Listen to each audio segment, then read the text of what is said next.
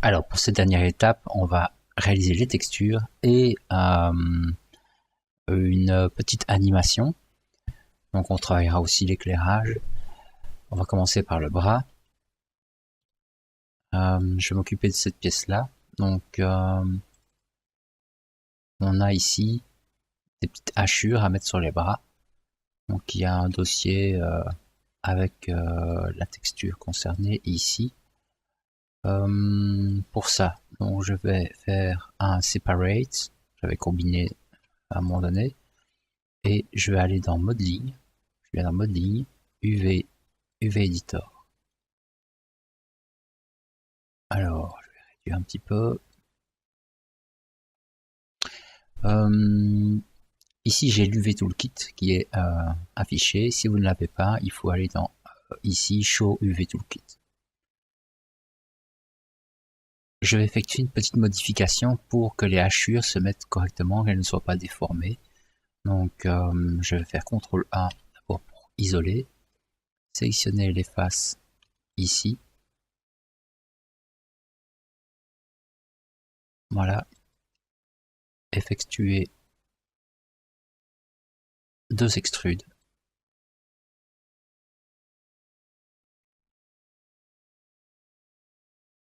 Comme ceci. Agrandir la sélection 2 fois pour avoir cet ensemble sélectionné. Et là, je vais me mettre en mode arrêt peut-être. En contrôle to edge. Et je fais un bevel sur cet ensemble-là. Voilà, on a quelque chose de bien dense au niveau du maillage. Quand je lisse, on va avoir quelque chose de correct au niveau des déformations de la texture. Parce que ça pose un peu problème dans ce cas-ci. Alors, si on veut appliquer une texture sur le bras, le problème c'est que dans l'UV Editor, on a difficile de reconnaître quelque chose. C'est vraiment visuellement compliqué d'appliquer quelque chose là-dessus. Donc, ce que je vais faire, c'est effectuer d'abord c'est un planaire sur cet objet. Donc, dans Create, vous avez le mode planar. Alors, petite parenthèse, si vous vous déplacez, vous aurez des problèmes de déplacement, de rotation avec des petits steps, vous voyez, vous avez l'option, vérifiez toujours que tout ça est en off. Pour le déplacement, la rotation et la mise à échelle. Ce sera peut-être plus facile. Donc Shift, clic gauche sur planaire et je choisis l'axe X. On applique et on voit ici qu'on peut rétrécir un petit peu, voilà, comme ceci. Et donc on a pris une photo sur cet axe-là. On peut le voir dans le coin inférieur gauche. L'axe X ici est un point. Donc on est vraiment aligné là-dessus. Ce que je vais faire, c'est maintenant prendre la partie, cette partie-là, cette zone-là. Donc je vais sélectionner. Alors pour sélectionner, ce que je peux faire, c'est donc me mettre en mode lissage. Et j'aurai peut-être plus facile de vraiment bien sélectionner tout ce dont j'ai besoin.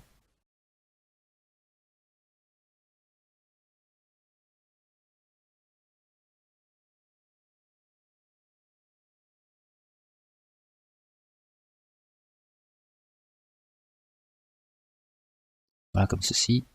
Et je vais réappliquer un planaire là-dessus. Je suis déjà en mode X, ça ira. Je peux réduire comme ceci. Voilà. Et maintenant, là-dessus, clic droit, assigner new material. Et on va aller choisir un AI standard. Alors, cet AI standard, je pourrais le nommer hachure. Là.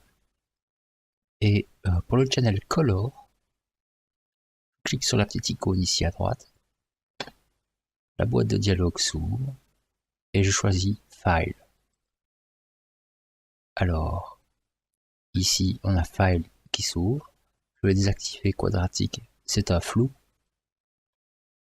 Et je vais aller chercher mon image. Mon image, c'est celle-là. Et on a alors une texture qui s'est bien développée sur le bras. Donc si on compare avec la photo de Wally, on voit qu'on a un nombre correct au niveau des noirs et des blancs. Vous voyez, si on en voulait plus, on pourrait tout à fait venir prendre l'UV ici et agrandir ou diminuer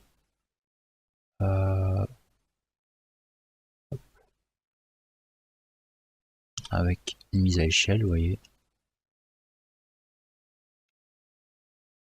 On peut venir ici ajuster des petits, des grands, ouais. Hop, là ça devient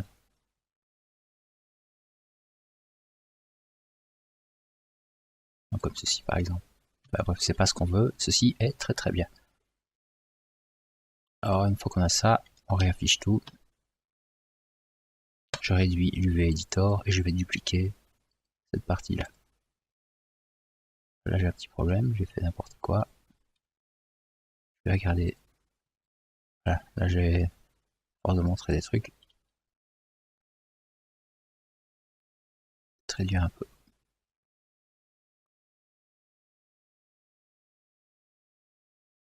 Voilà. Je vais enlever ça. Prendre tout ceci et faire un combine. Alors je vais désactiver l'affichage et Edit.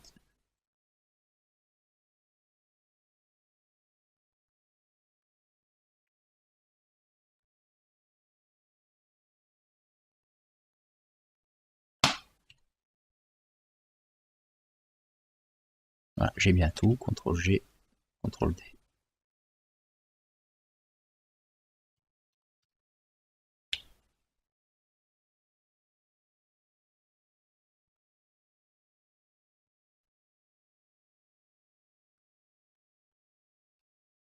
Ah oui, alors si vous ne voyez pas vos textures, vous appuyez sur la touche 6. Donc 4 c'est filaire, 5 c'est ombré, 6 c'est les textures.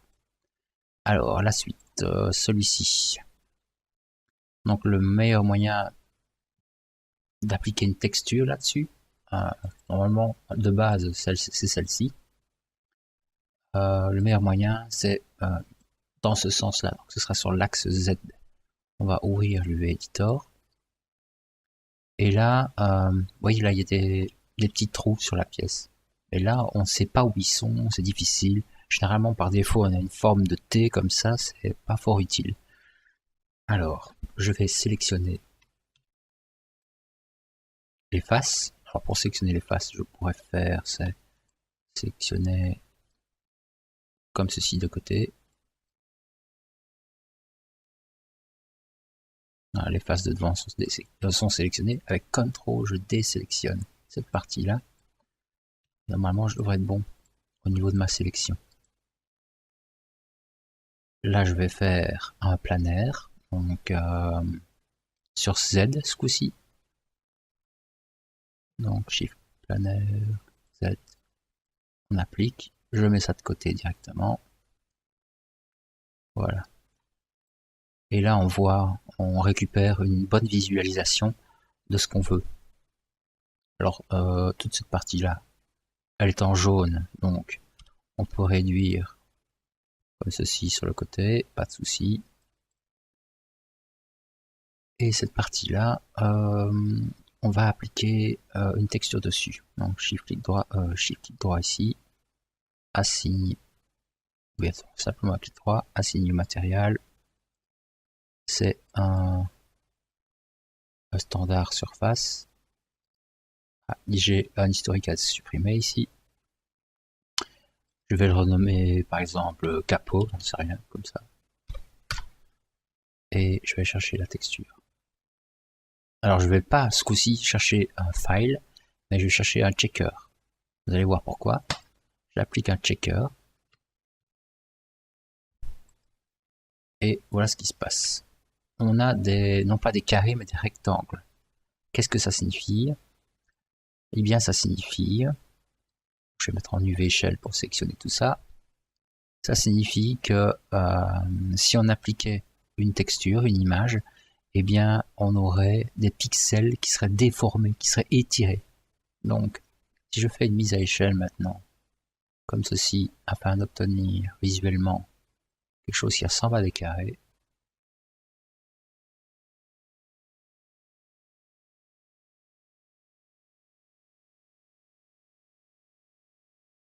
eh bien, quand je vais appliquer une texture de ce type, par exemple, mon Wally ne sera pas déformé. Donc, ça me semble bon. Ça me semble bon. Donc, il faut bien que la pièce se trouve dans ce carré-là. Donc, je vais désactiver ici les carrés, mais voilà, ici, ça doit rester bien dedans. Ok. Alors, quand on a ça, on peut appliquer la texture. Donc,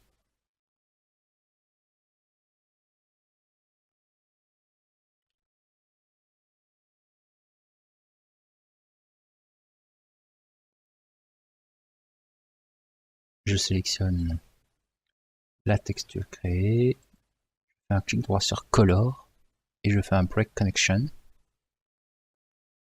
Et là, je vais prendre mon file, et je vais aller chercher, par exemple, imaginons celui-là. Alors, on sélectionne.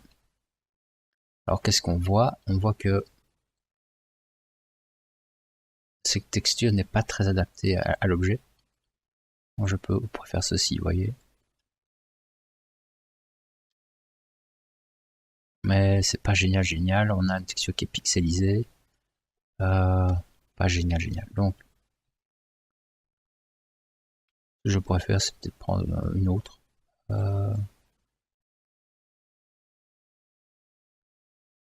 Ce que j'avais fait, je vais vous montrer, j'agrandis au maximum ceci. Je sélectionne tout ça, tout l'ensemble, et je fais un snapshot. Alors le snapshot, c'est une photo des éléments qui sont sélectionnés, et je vais indiquer un chemin où enregistrer ça.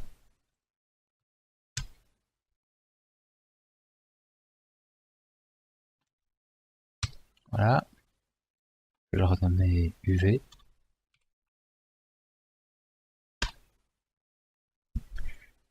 Je travaille en JPEG.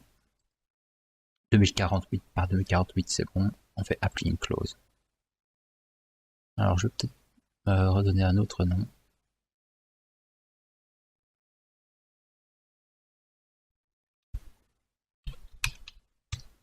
Voilà. Je vais ouvrir UV2. Qu'est-ce qu'on voit? On voit le filaire. Et là-dessus, on va pouvoir appliquer la texture. Par exemple, j'ai été chercher mon Wally. C'est un truc que j'ai trouvé sur le web. Je réduis comme ceci.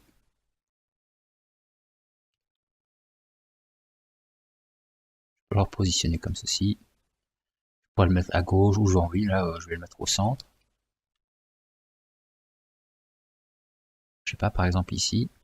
Je crée un nouveau calque.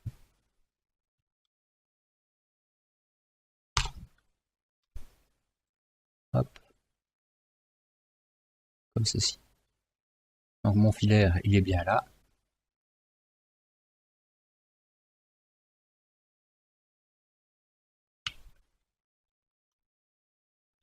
Donc on le voit. Donc on sait que la texture va bien se placer exactement où on désire.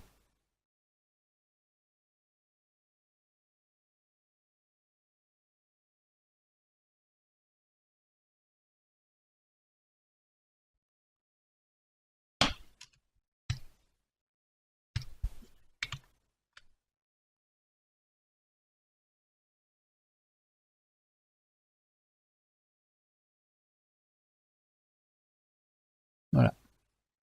Et comme on n'a pas eu de déformation, que notre checker était carré, et bien notre Wally s'affiche correctement. Vous voyez, il n'y a pas de déformation sur la typographie.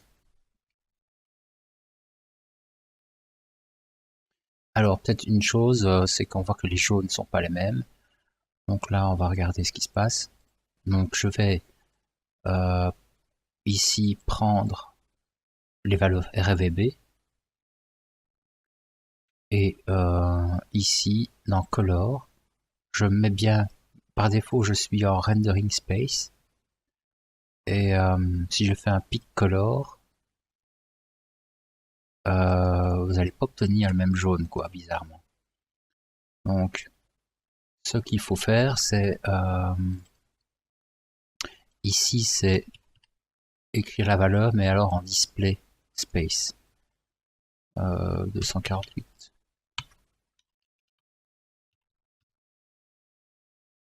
Voilà. Et vous avez le même jaune. Alors pour terminer, on sélectionne la partie ici. On va dans UV.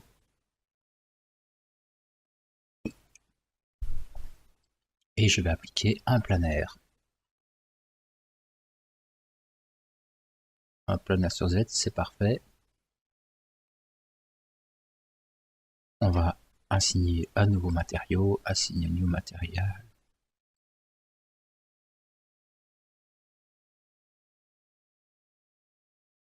Et alors c'est la console, ceci. Hop. Et par défaut, ça devrait bien se mettre.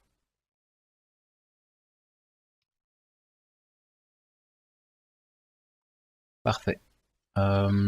Voilà, il reste peut-être pour vous à ajuster quelques couleurs, mais globalement, on va pouvoir lancer le rendu. Donc, pour ça, je vais créer un petit socle pour Wally.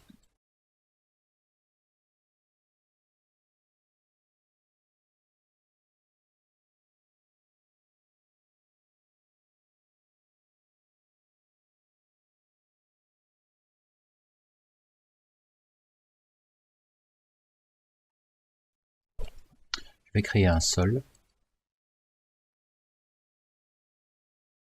relativement grand.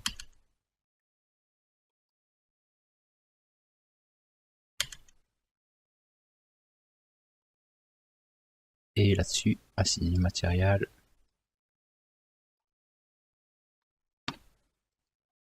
Ce sera un shadow matte. Donc le shadow matte n'apparaît que dans les ombres. Donc pour le rendu, on va créer, on a créé un sol ici, donc un shadow matte, et dans light, on va créer une highlight. Elle est ici. Je vais mettre dedans, donc dans panel look through selected, je mets sur le côté comme ceci. Je reviens dans ma caméra, Arnold Render, et on va mettre une valeur d'exposition, par exemple de 15. Alors on voit que c'est quand même fort puissant, 15, donc je vais diminuer un petit peu comme ceci. Voilà. Et quand c'est fait, je vais mettre à fond gris, parce que là, les ombres, c'est pas trop ça. Donc dans les render settings, on a dans environnement, je vais faire un create sky shader, lancer un rendu, et je vais diminuer, je vais changer la couleur plutôt pour quelque chose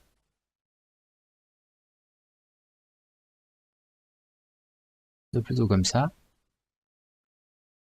Je vais sélectionner mon éclairage et je vais l'agrandir afin d'adoucir les ombres.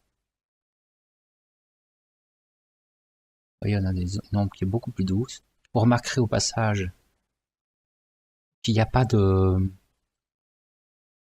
transition entre le sol et le fond, vous voyez. Tout ça est super neutre, donc c'est vraiment ce qu'on cherche à obtenir. Voilà, on pourrait peut-être déboucher un peu les ombres de ce côté-là. Il n'y a pas de lumière de ce côté-là, donc on pourrait appuyer sur Stop. Je vais CTRL D pour dupliquer cet éclairage. Panel Lock Show Selected. Hop, et je vais me mettre de l'autre côté. Voilà. Comme ceci. Panel perspective caméra. Et je vais tenter de changer un peu la couleur peut-être.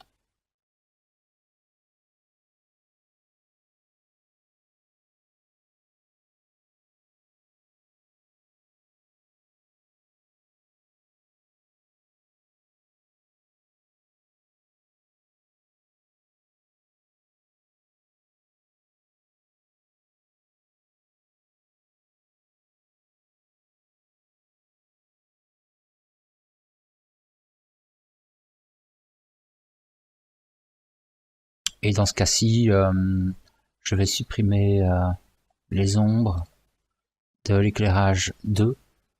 Donc Cast Shadow, je peux enlever.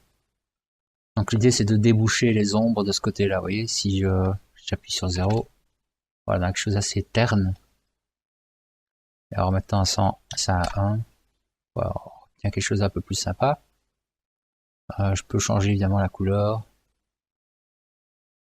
Si je suis en température.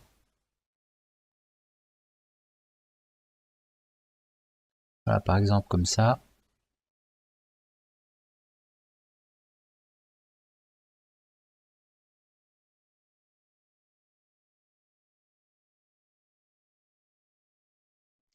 Alors ce qu'on préfère, c'est utiliser une backlight, donc une lumière arrière, pour souligner le contour. On va voir.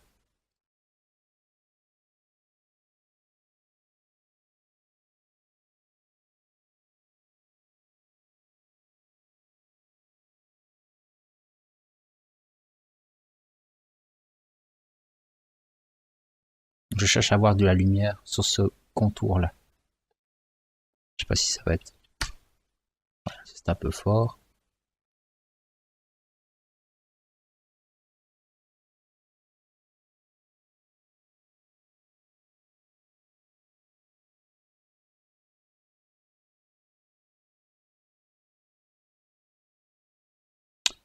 Donc ici, le paramétrage du rendu est bon pour moi. Donc pour la backlight, par exemple, ce que j'ai fait, c'est... vous voyez, j'ai enlevé le diffus. Donc dans l'éclairage, vous pouvez... j'ai enlevé les ombres aussi, mais le diffus, par exemple, si je le réactive, vous voyez, ça me fait une trace blanche comme ça sur le sol. Je peux l'annuler et demander à cet éclairage, ici arrière, qu'il n'éclaire que dans la brillance, vous voyez, que dans les spéculaires, ici. Ça c'est un petit truc qui peut être utile. Donc ici on peut créer, c'est une petite lumière pour la petite loupiote là qu'il y a au milieu. Donc pour ça, je vais stopper le rendu. Donc je suis bien en perspective. Je sélectionne ceci. Je vais le dupliquer. Celui-ci, je vais le réduire. Comme ceci. Voilà. Et puis alors là, je vais faire dans Arnold Light, je vais faire un Mesh Light. Donc je lui donne une intensité par exemple de 5.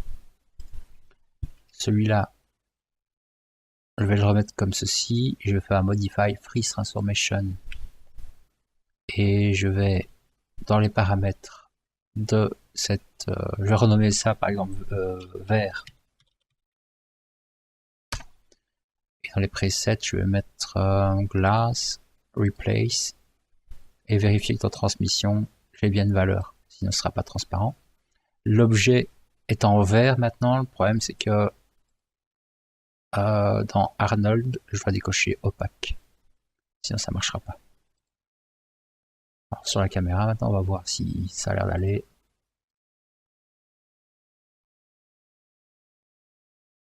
Voilà, on a une petite loupiote là qui sait bien de s'éclairer.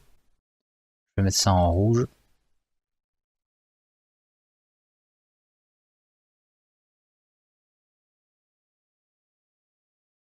Voilà, on a une lumière. Je vais essayer de remettre ça correctement en place.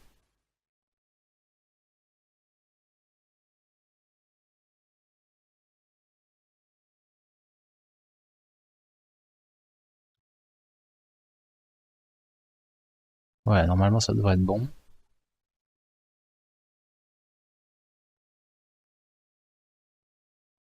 Donc on a bien la petite loupiote qui est active.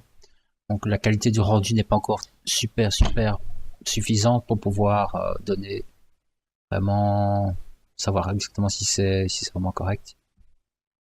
Mais ça a l'air bien.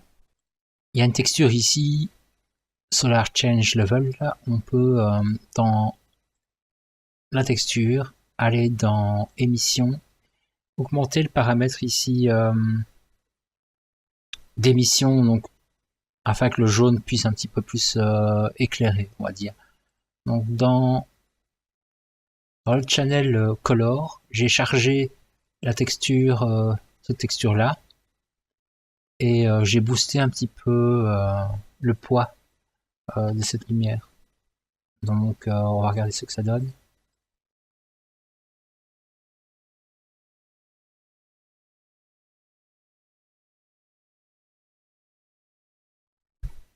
Donc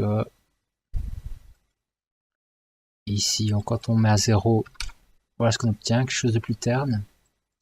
Et là, quand on met à 0,6, bah, on a quelque chose qui flash un peu plus, plus intéressant, je pense.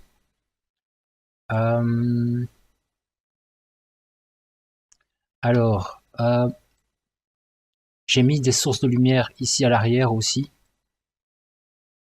histoire que quand on passe par ici de ce côté, eh bien, on a un petit jeu de lumière intéressant de ce côté-là. Et ensuite, pour chaque source de lumière, j'ai enlevé le volume. Vous voyez, le volume ici, tout ça est à 0. Sauf pour ce qui concerne les petites loupiotes rouges là. Donc elles sont symbolisées chez moi par ces trois là. Et ces trois là, si on regarde, le volume est actif. Une fois qu'il est actif, vous pouvez aller dans l'environnement, donc environnement ici, et vous aurez alors, vous ajoutez ici un atmosphère volume là. Vous mettez une petite valeur, regardez la valeur est très légère, faut pas que ça flash trop. Et alors vous aurez une sorte d'effet de lumière intéressant, comme vous avez peut-être vu tout à l'heure.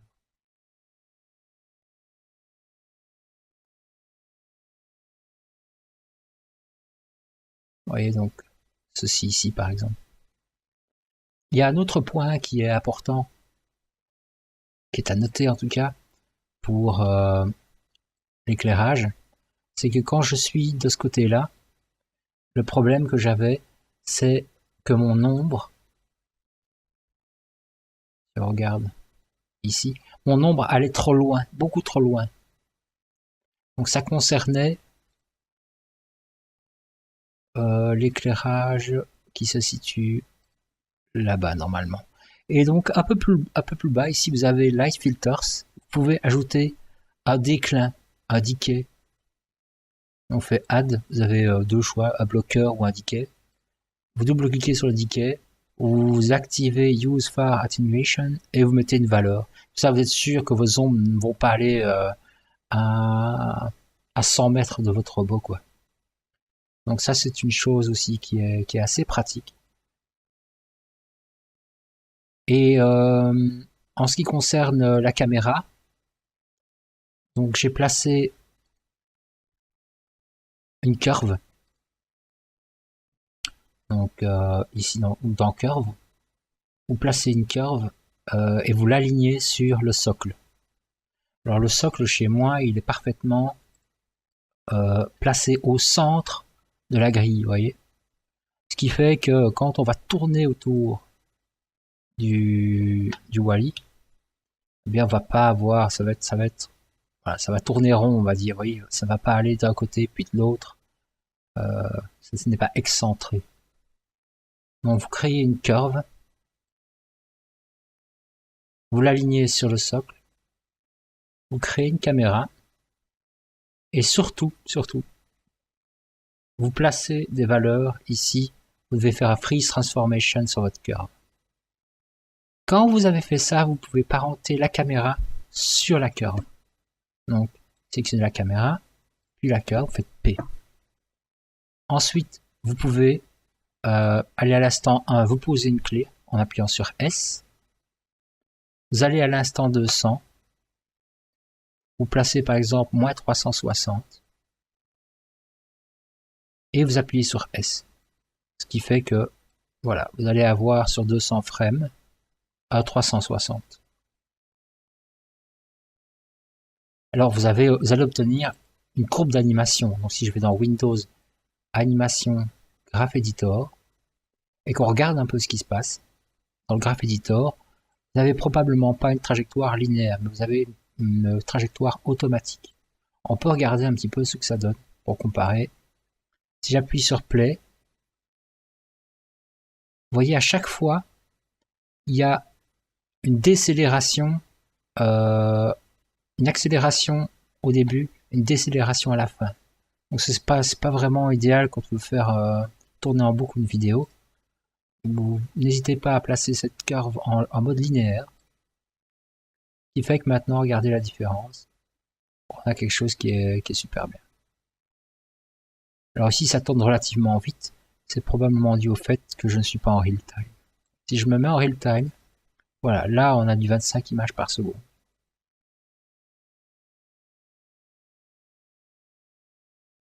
Pas obligé de mettre 200 frames, vous pouvez mettre un peu plus court. Il n'y a pas de souci. Quand vous avez ce paramétrage-là, vous pouvez effectuer votre rendu. Donc pour faire un rendu, il est d'abord nécessaire d'indiquer un chemin où le projet va s'enregistrer. Donc vous devez aller dans File, Set Project, et je vais indiquer, voilà, chez moi c'est projet Wally. Je sélectionne le dossier, simplement je fais Set. Ce qui fait que ici dans projet Wally, il va aller enregistrer, il va créer un dossier automatiquement et il va enregistrer des images. Alors j'ai déjà fait quelques tests et voilà, vous avez tout un dossier avec plein d'images, enfin ici 200 en l'occurrence. Donc vous créez un projet, ensuite vous ouvrez la boîte de dialogue du render setting. On va placer par exemple, je pense que caméra 1.1 à minimum 3, je crois que ce serait pas mal. Ici, moi je pense pouvoir le mettre facilement, peut-être à 6 ou à 10, ça dépend un petit peu. À 6 c'est pas mal, je trouve.